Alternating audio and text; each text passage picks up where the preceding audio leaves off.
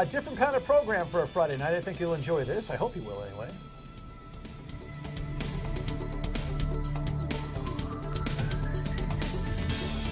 Welcome in. I am Dan York. It is Friday night. We're recording this program yesterday because yesterday we were preempted by football. Patriots, you may have heard of them. So on scheduling issues and the like, I have some funny stuff going on. I had Ken Block right here, Republican gubernatorial candidate, who was just on the radio with me on recording day yesterday with Alan Fung in a debate. And then Dan McKee, the lieutenant governor candidate, Cumberland mayor, the Democrat, who was scheduled for the program. And I was going to do a couple of different segments with them on separate matters. I thought, you know what, both these guys are well-respected, thinking guys on the policy issues. Why don't we just have a Democrat and Republican perspective from two guys who are running for statewide office tonight? So I'm going to forget the rundown this evening. We'll have a couple of lengthy segments with both candidates for respectively different offices. And but it'll be interesting to kind of point score where they are on some policy issues and just have a good old-fashioned time. And then at the end of the program tonight, we'll tell you about next week's shows, all of which are kind of highlight shows because I'm taking another week off. Hey, it's summer, all right? So, well, you guys don't take any time off, do you? Time off? What's that? Right? I mean, how much time have you had off in this campaign season, Dan? Welcome to the show, by the way. I've attended 2 weddings. Really? That was the big 24 hours. A fly out to Chicago. That was the big highlight? A fly back to Chicago. Oh, Chicago. My God. What about you? I'm just trying to get an hour to myself. I can't find an hour. I bet. So, no, how is that in terms of, by the way, Ken, as you know, is running for governor on the Republican side. Dan is running for lieutenant governor on the Democratic side. And they're not endorsing each other, and you got to want to make that clear. You're with Catherine Taylor for lieutenant governor, yes. And you'll be with the Democratic candidate for governor, correct? That's correct. All right, but, what the heck? Have you taken any downtime at all? No, I'm gonna try and get a partial day this weekend.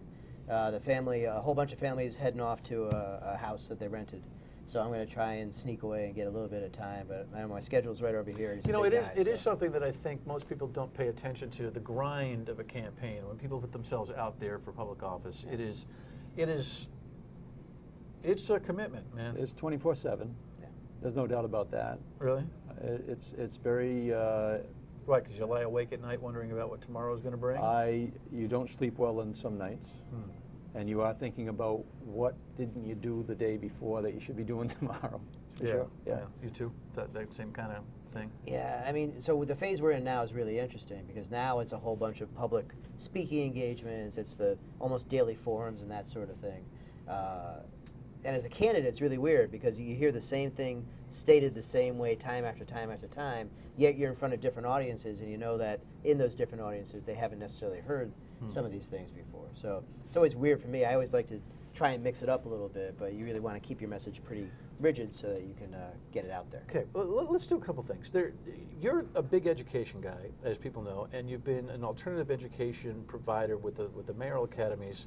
You have thoughts on education, and I know, even though it's not formal, I heard rumors that your press time, perhaps you even did it today, meaning Friday, you're going to be talking about the numbers of fire stations in Rhode Island and efficiencies in government, which is something you're also interested in because you've talked about that being part of your role as lieutenant governor. So those are like 2 major discussions that we can have. So let's start it. So the mayoral academy was your idea, and your view on education overall is what?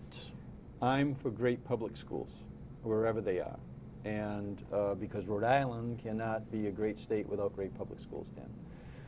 And I believe that mayors, because they're in charge and they should be very conscious of the health of a community, should step in where there's weaknesses. And we've had weaknesses in our public schools. So we passed legislation to do mayor-led, mayor-governed public schools, regional public schools, and they're doing very, very well. They're closing learning gaps at a rapid rate. They're spending a lot more time on learning, and as a result, we're seeing changes in our own school districts that are very, very positive. And the idea is not just to service the kids that are in the mayoral academy, but mayors should be concerned about all the kids in their schools. Hey, what's your take on the mayoral academies? I'm for them. I believe we need to experiment in education. I believe charter schools give us a roadmap for how to consider doing education a little bit differently than we do. This past legislative session for me was a bit of a downer when it came to educational issues because I am a proponent of high stakes testing. I think if we have a high school senior with only a 6th or 7th grade level of achievement that we shouldn't, A, be giving them a diploma, but B, how do they get there in the first place? We have to make sure that doesn't happen.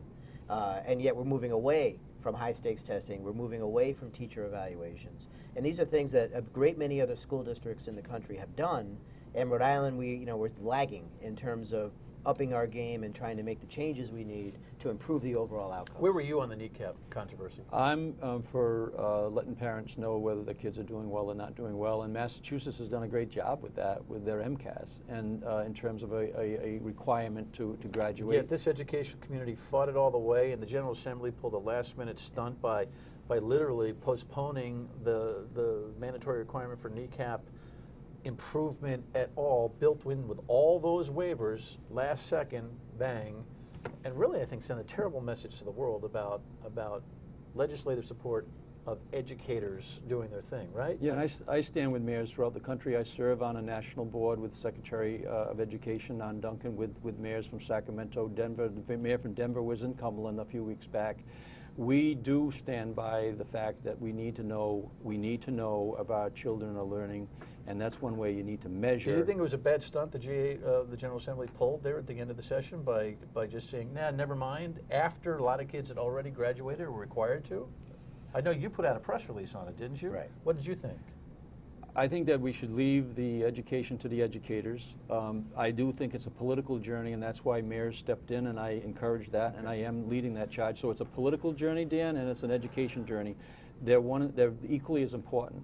So we need to make sure that we let the educators educate, but we also, from a political and leadership point of view, we need to drive the changes that we need to create a state that people want to live in. That's a nuanced answer, but I get what he's saying. Do you? Absolutely. What he's saying is that we in Rhode Island are lagging. We have the worst statistic. I'm loaded with statistics. The worst statistic we have is 70% of Rhode Island high school graduates who go to CCRI need remediation. And a whole bunch of those kids come in not having a freshman in high school level of achievement, let alone be ready to be a freshman in college. We have to stop that. We have to break that cycle. High-stakes test doesn't solve the problem, but it highlights that you have the problem. The problem is when you test a senior and they test out as an 8th grader, you only know you blew it.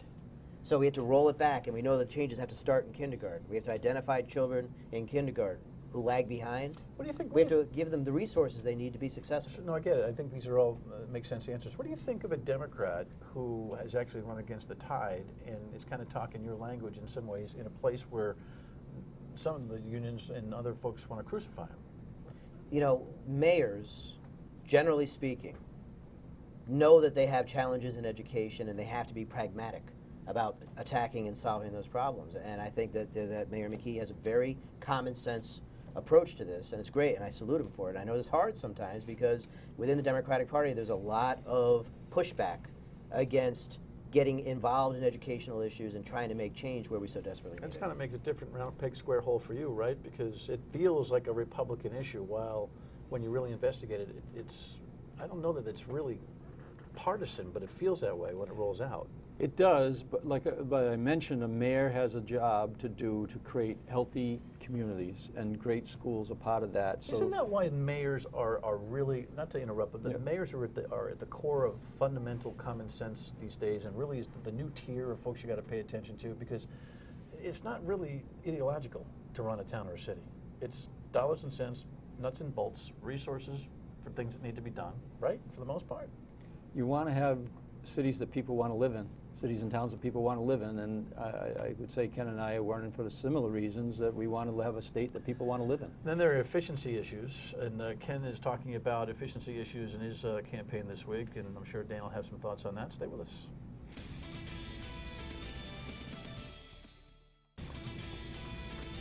Oh, boy, you should have been behind the scenes for that conversation.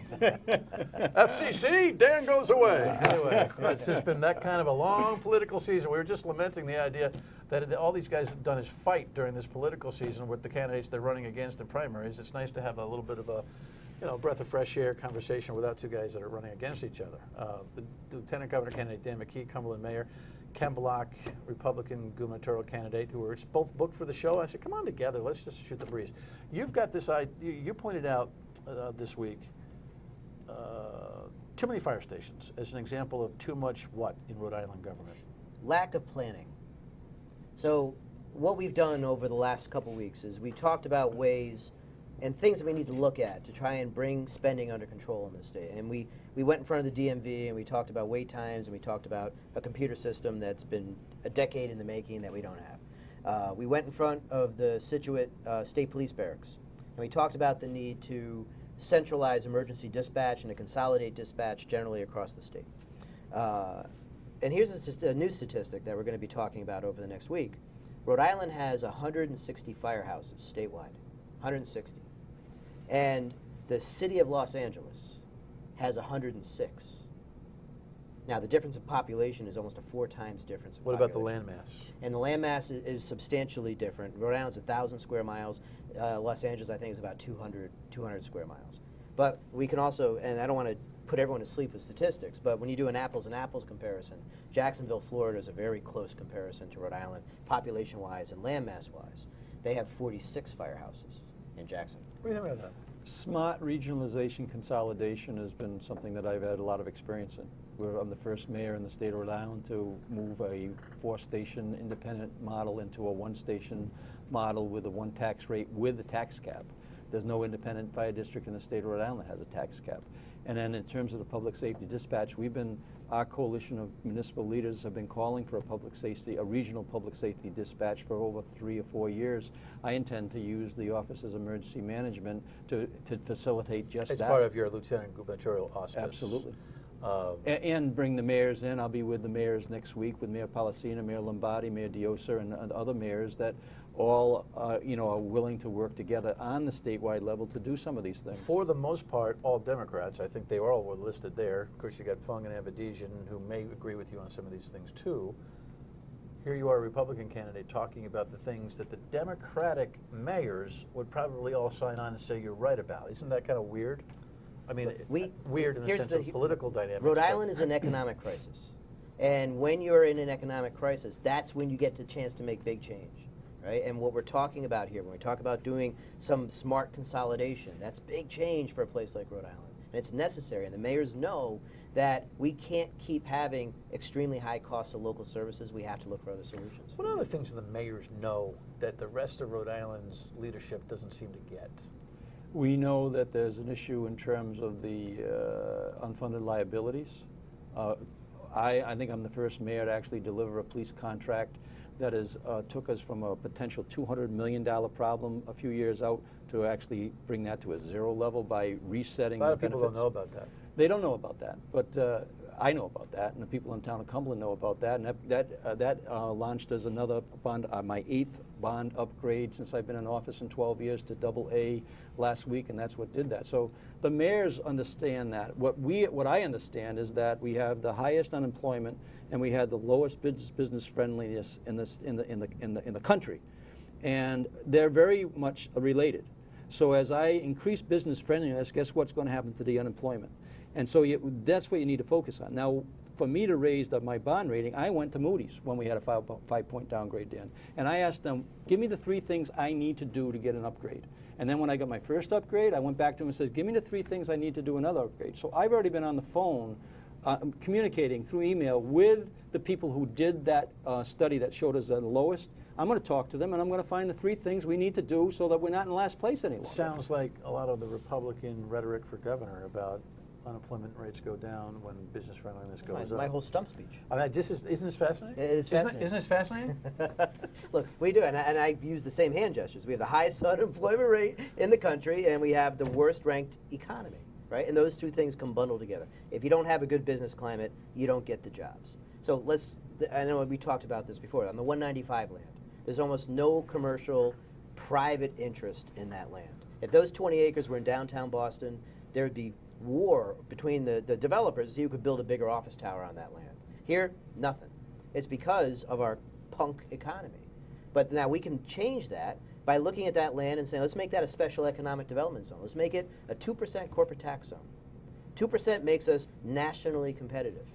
And if we did that, all of a sudden, I think we would see a lot of interest in that land. Although the city of Providence has to come to the table as well, because the local taxes is a really onerous burden for corporations in Providence. So we can solve the state problem. We need Providence to come to the table too. interesting conversation between two guys looking for separate office. What's your view about the role of the Lieutenant Governor's office? You think it matters? Well, you know, it's interesting in Rhode Island, constitutionally, there's not a lot to the requirements of the office, right? I mean, you know, effectively. But do you think it can be an entrepreneurial place to do business? What I would love to see is I like to see the office of the Lieutenant Governor and the office of the Governor should be merged down into a single office. Meaning running on the same ticket? It should ultimately be same ticket. It should be people with the same mindset driving towards the same position, and then integrate the Lieutenant Governor's job into the overall vision and where the governor wants to take things. I support the party ticket.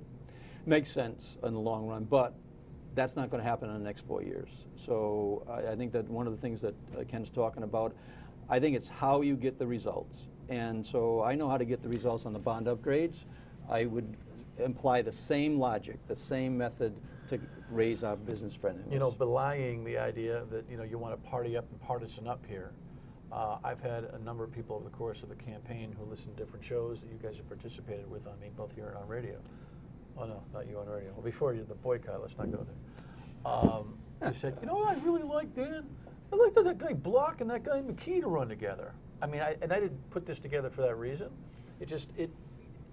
This partisanship sometimes doesn't pan out for the everyday voter who says, I just want the best of what I can get from both offices. Last thought on that? Well, listen, the Rhode Islanders need answers to the problems that they have. There's no question about it. I also just want to take the opportunity to be a little bit partisan and say, you know, my choice for Lieutenant Governor is absolutely Catherine Taylor. Yeah, well, and? Well, I'll just ditto that. Not Catherine Taylor, though. All right, well, guys, congratulations on what you've done so far individually, and we'll see what goes on primary-wise. Ken Block, Republican for governor. Dan McKee, Lieutenant Governor candidate, Democratic side. And we'll see you back in a couple of weeks for debates on both your races. When we come back, what we got next week? Stay with us. Welcome back. That was a little wonky, you know, with McKee and with Block, but, you know, the truth of the matter is it's kind of refreshing to just listen to ideas. And it's interesting to see a Democrat and Republican running for two separate state offices who agree on a lot of things. Gives you some pause, doesn't it? In the meantime, I shall be on vacation next week. I put a couple of weeks close together. And last week when I was off, you saw some previous programs recorded that you may or may not have seen over the course of the year, as we come up on a one-year anniversary for Dan York State of Mind. Same thing for next week. And let me highlight what we're going to have. On Monday, we had some great kids in from the Wheeler School in LaSalle on a mock trial. Tell us about the premise of the mock trial competition. What happens at the beginning of the season is you get a case book, and that outlines an entire case. So this year it's about a police officer who shot a student in the leg and claims it was self-defense. Prosecution is trying to say that that was assault. You're playing the role of the defendant. Yes, okay. Sydney Taylor. And you're the prosecutor. Yes, I am. Well, there was some suspicion about you taking drugs from a crime scene, correct? Yes, but those were mostly believed by most people to be completely false. So that was a little bit of them doing their mock trial. That was Megan Wales. Can't read my own writing, sorry. Megan Wales from Wheeler and Charlotte Gemma from LaSalle, and they have other students involved. I think you're going to like that. If you like watching kids who are smart and who doesn't, tune into Monday's show at 7:30 and 11:30. And then on Tuesday, I love this. This is the Astronomical Society of Southern New England, Pete Peterson and Tom Hannigan, who came here and just fascinated me with this discussion. Actually, when you're looking through a telescope, you're looking back in time. When Pete mentioned that he saw two-thirds to the end or two-thirds to the beginning, that he looked as far back as the light from that time allowed him for his instruments to pick up. In other words, his telescope was big enough and his camera was sensitive enough to capture the light that was coming from 7 billion years ago. That light started out 7 billion years ago, and it reached his camera the other night. Pete has his own, setup to see the stars in his backyard in Barrington. They're fascinating guys, and if you're interested in time, space, God, theology, astronomy together, I think you'll enjoy that. Then on Wednesday, we'll take a look at the lab at AS 220, which is a really cool place in Down City, Providence, and Matt Stoltz, I believe, was a guy who came in. One of his inventions that he's doing down there in this entrepreneurial setting is a toy figure. he'll explain. It's really tools that allow for inventions, tools that take creativity and make it physical. This is a stop motion video that I did of a small plastic squirrel being printed. A small plastic Squirrel. It's cute. Kids like them. Okay, so you're making a toy. Yeah, in this case, I'm making a toy, but these devices can go so much further than making toys. There's so much more that goes on at AS220. That's Wednesday night, and I hope you'll enjoy that one. And then on Thursday of next week, Steve Brosnahan, a repeat discussion of his cartoon brilliance. All right, Kevin, I'm writing your name in large letters on the board here. This is what I would do to introduce myself to anyone I meet at the hospital. Okay. And from here, I'd ask you for suggestions of what animals you'd like me to draw. All right, Kevin, here comes a dog for you. And it won't be a famous dog. It'll just be a dog that I make up on the spot here. Forgive the spot reference. But it'll look like a dog. Incredible work at Hasbro Children's Hospital. You can imagine, we're all kids when we're watching him draw cartoons. So that is Monday, Tuesday, Wednesday, and that show is on Thursday. Friday, we're preempted by the Patriots, so it all works out. When we come back, how you get in touch with the program, stay with us. What you have to say is very important to me and the show, certainly on the radio every day from noon to 3 on WPRO, where you can call in live. This is a little bit different, but you can call in and be heard on television as well. Voicemail, 228-1886. Email at stateofmind@myiritv.com or Facebook or a Twitter post at Dan York Show. So again, you'll see those previously recorded programs next week during a little bit of a break, and then we get right back into it on a political level, race toward that September 9th primary with some debates from the candidates on both the Republican and Democratic side. So we'll see you in a week live. Have a great weekend.